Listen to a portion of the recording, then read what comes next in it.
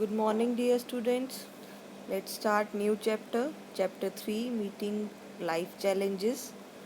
So, after reading this chapter, you would be able to understand the nature, types, and sources of stress as life challenges.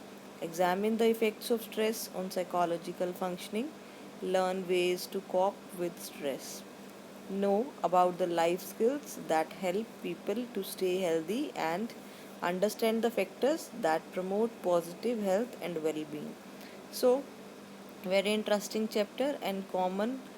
तो यहाँ सारा chapter stress से related है कि stress के sources क्या हैं, सिम्टम्स क्या हैं, किस तरीके से हम लाइफ में स्ट्रेस को मैनेज करते हैं, ये भी एक चैलेंज है।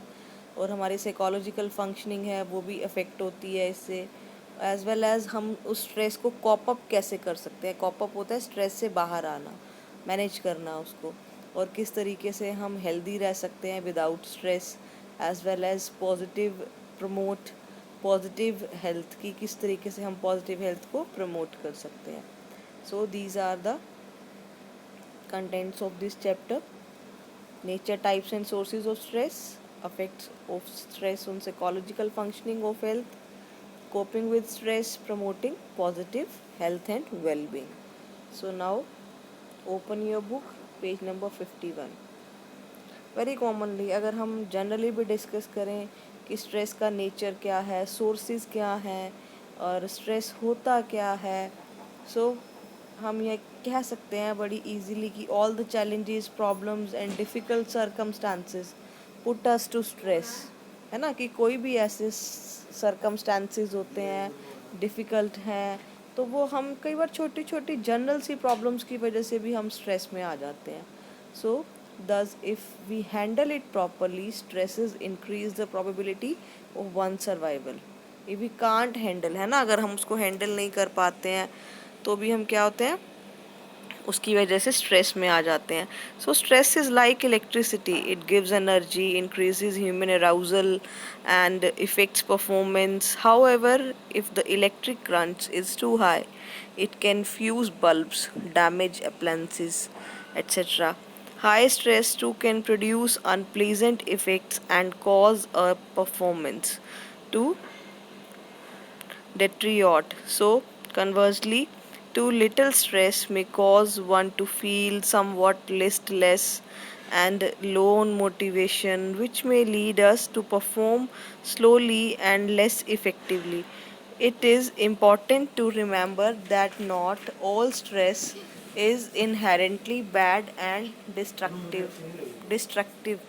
So, बेटा हम यहाँ पे ये कह सकते हैं कि जो स्ट्रेस होता है वो हमारे वर्किंग आवर्स पे भी अफेक्ट डालता है, काम पे भी अफेक्ट डालता है। तो अगर थोड़ा स्ट्रेस है तो भी हमारा जो माइंड है वो रिलैक्स नहीं रहता है, अफेक्ट होता है। स्ट्रेस ज़्यादा हो उस वजह से हमारा फिज़िकल मेंटल हेल्थ सारी डिस्टर्ब हो जाती है हमारी।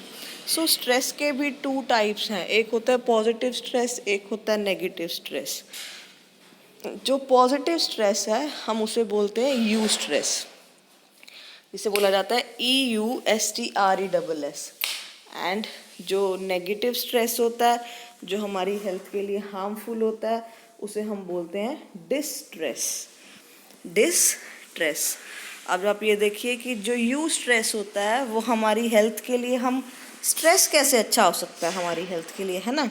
स्ट्रेस तो बहुत हार्मफुल होता है पर नहीं, स्ट्रेस अच्छा भी होता है। लाइक अगर हम यहाँ बात करें कि बिफोर एग्ज़ामिनेशन आप ये सोच रहे हो कि नहीं मेरे को अच्छा पढ़ना है, अच्छे मार्क्स लेने हैं, अच्छे स्कोर्स अचीव करने हैं, तो ये आपका यू स्ट्रेस है जो आपको पोटेंशियल दे रहा है ताकि आप अपना एफर्ट्स कर पाएँ और अच्छे से अच्छे मार्क्स ले पाएँ।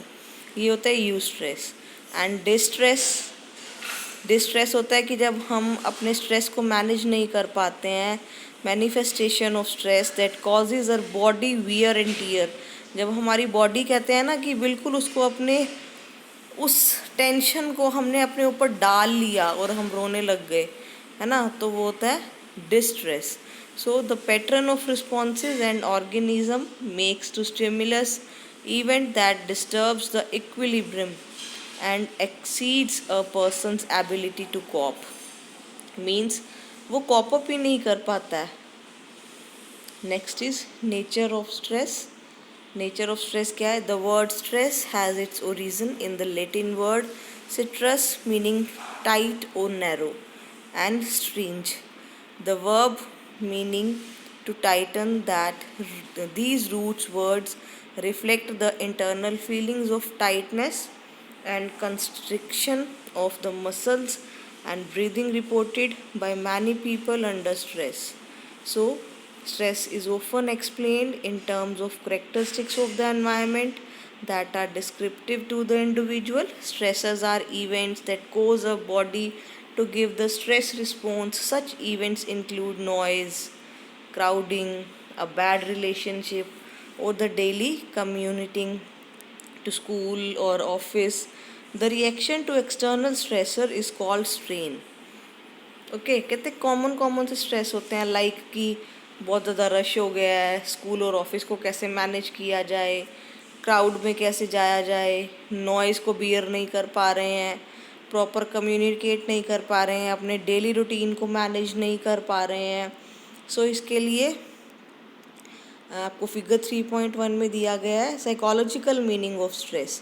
साइकोलॉजिकल मीनिंग ऑफ स्ट्रेस क्या है? देखिए आप पहले, सबसे पहले कॉज, एक्सटर्नल और इंटरनल स्ट्रेसर. कहते हैं कि जो स्ट्रेसर है उसका कॉज क्या है, कॉज रूट क्या है.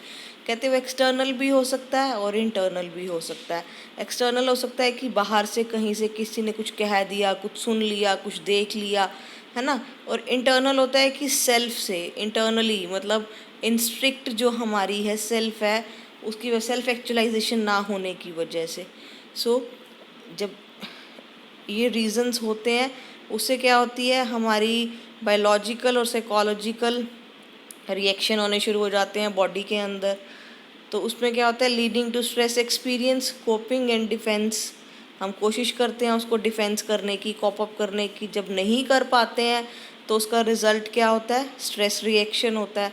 Means challenge to be overcome और इलनेस, बीमार हो जाना, उसको बहुत ज़्यादा अपने दिमाग पे हावी कर लेना उस बात को. फिर उस रीज़न से हमारे टेंशन में वो सिम्टम्स दिखाई देने लगते हैं, बीपी हाई रहना, एग्रेशन होना, गुस्सा ज़्यादा आना. सो stress has come to be associated with both the causes as well as effects. However, this view of stress can cause confusion. Hence, Shelley, the father of modern stress research, defines stress as the non specific response of the body to any demand. That is, regardless of the cause of the threat, the individual will respond with the same physiological patterns of reaction. Many researchers do not agree with this definition as they feel that the stress response is not nearly as general and non specific as Shelley suggests. So, different stressors may produce somewhat different patterns of stress reaction, and different individuals may have different characteristic modes of response. You may recall the case of an opening batsman mentioned earlier. So, each one of us will see the situation through our own eyes, and it was our perception of the demand and our ability to meet them which will determine whether we are feeling stressed or not. And stress is not a factor that resides in the individual or the environment. Instead, it is embedded in an ongoing process that involves individuals transcending with their social and cultural environments, making appraisals of those encounters and attempting to cope with the issues that arise. Stress is a dynamic mental cognitive state. It is a description in homeostasis or an imbalance that gives rise to a requirement or resolution of that imbalance or restoration of homeostasis. So, the perception of stress is depend upon the individual's cognitive appraisal of event and resources available to deal with them. So, the stress process based on the cognitive theory of stress propounded by Lazarus and his colleagues is described in figure 3.2. An individual responds to a stressful situation. सो कहते कि सबसे पहले stress के ऊपर जिन्होंने काम किया, जो फादर ऑफ रिसर्च माने जाते हैं स्ट्रेस के, उनका नेम है हेंस शेले।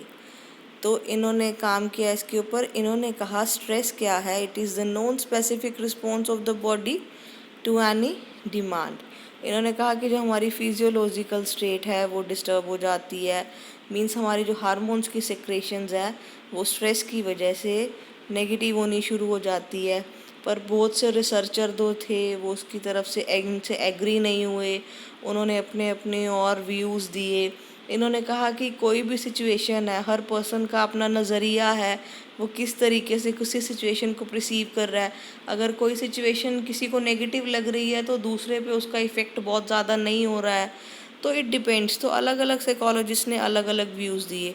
तो मेनली ये देखा गया, कहते हैं जो ये स्ट्रेसफुल सिचुएशंस होती हैं इसके लिए हमारा सोशल कल्चरल एनवायरनमेंट बहुत ज़्यादा डिपेंड करता है, और सेम एज़ कि जो हमारी कॉग्निटिव स्टेट है वो कितनी स्ट्रॉन्ग है, क्या हम प्रॉपरली बैलेंस कर पाते हैं सिचुएशन को या नहीं कर पाते हैं। सो इसके बाद हैंशेले के बाद लेज़ारस और उनके कलीग्स ने कुछ बताया जो कि हम फिगर 3.2 में देखेंगे। उन्होंने कहा कि स्ट्रेस अप्रेजल के बारे में उन्होंने बात की। उन्होंने कहा कि जो हमारा स्ट्रेसर्स हैं या जो पर्सन के करेक्टरिस्टिक्स हैं और रिसोर्सेज हैं, ये ऑल रोल प्ले करते हैं इसके लिए। तो उन्होंने कहा कि स्ट्रेसर के अंदर आ जाता है कि स्ट्रेसर आने के रीजंस क्या हैं, टाइप्स, कहाँ कहाँ से स्ट्रेस आ सकता है। सो वो एनवायरमेंटल भी हो सकता है, साइकोलॉजिकल भी हो सकता है, सोशल भी हो सकता है। एंड डायमेंशंस क्या हो सकते हैं उसकी, इंटेंसिटी, ड्यूरेशन, कि जो स्ट्रेस है कितनी ड्यूरेशन तक लंबा चल रहा है, कितना कॉम्प्लेक्स है। और सम टाइम क्या होता है कि हम पहले से ही प्रिडिक्ट कर लेते हैं, नहीं ये सिचुएशन अब होने वाली है ना। सो उसके बाद पर्सन के करेक्टरिस्टिक्स आ गए। जब उसका इफ़ेक्ट किसी पर्सन पे होता है तो उसकी फिजियोलॉजिकल, साइकोलॉजिकल सभी चीज़ें डिस्टर्ब हो जाती हैं। फिजियोलॉजिकल इफेक्ट किस पे आता है, फिज़िकल हेल्थ पे आता है। कॉन्स्टिट्यूशनल वनरेबल मींस वो अपने सिचुएशन के साथ मैनेज नहीं कर पाता। Psychological effect mental health affect होती है, टेम्परामेंट, टेम्पर लूज कर जाता है, सेल्फ कंसेप्ट है ना डिस्टर्ब हो जाता है। And cultural definitions and meanings and expectations, response style. Resources क्या हो सकते हैं, फिज़िकल हो सकते हैं, पर्सनल हो सकते हैं, सोशल हो सकते हैं। फिज़िकल पैसे की वजह से, या हम कह सकते हैं कि मेडिकल केयर प्रॉपर ना मिलने से। पर्सनल क्या हो सकते हैं, मींस वो कोप अप नहीं कर पाता क्योंकि उसके स्किल्स डेवलप नहीं है, कॉपिंग स्टाइल्स अच्छे नहीं है, स्ट्रॉन्ग नहीं है। सोशल हम कह सकते हैं कि समटाइम सोशल सपोर्ट नहीं होती है किसी को, है ना, या फिर प्रोफेशनल हेल्प नहीं मिलती है। तो ये सब लीड करते हैं स्ट्रेस अप्रेजल को। स्ट्रेस अप्रेजल का क्या होता है, फिजियोलॉजिकल रिस्पॉन्सेज होते हैं, बिहेवियरल रिस्पॉन्सेज, इमोशनल, कॉग्निटिव, अलग अलग बॉडी के हमारे रिस्पॉन्सेज होते हैं स्ट्रेस को लेके। सो यहाँ पे हम बात कर रहे हैं अभी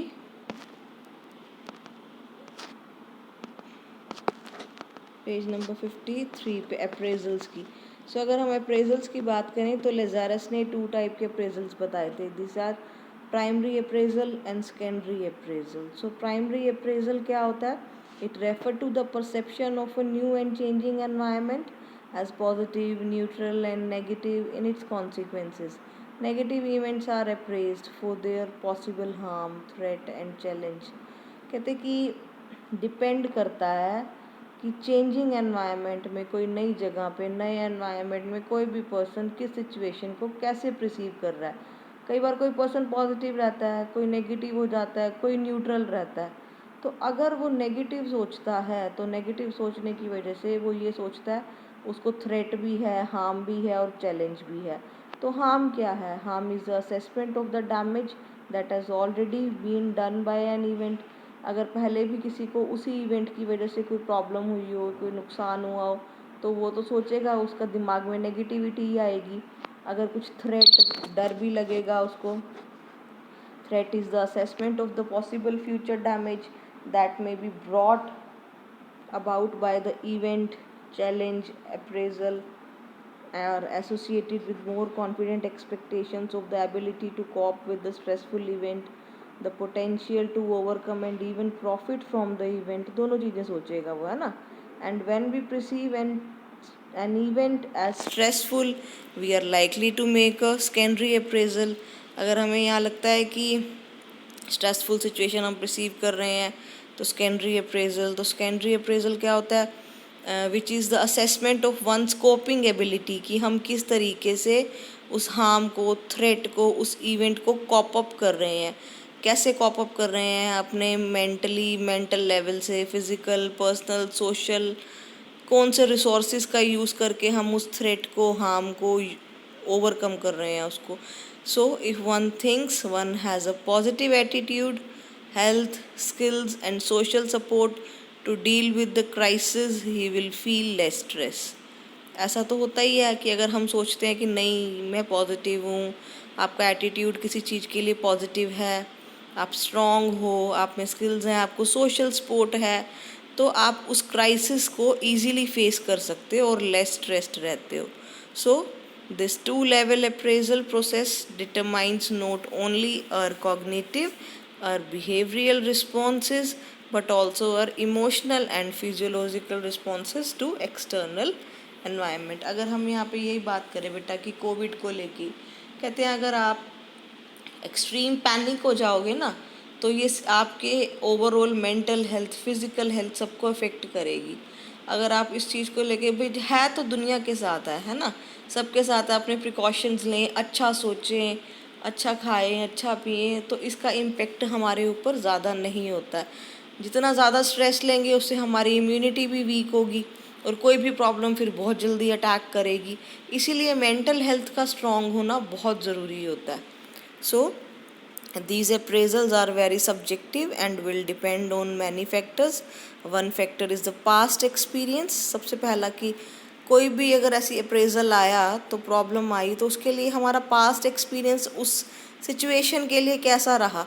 अगर हमने पहले भी उस सिचुएशन को अच्छे से डील कर लिया, तो हम आगे भी उसको इजीली मैनेज कर सकते हैं. अगर हम पहले ही उसको मैनेज नहीं कर पाए, तो हमें आगे भी प्रॉब्लम आती है.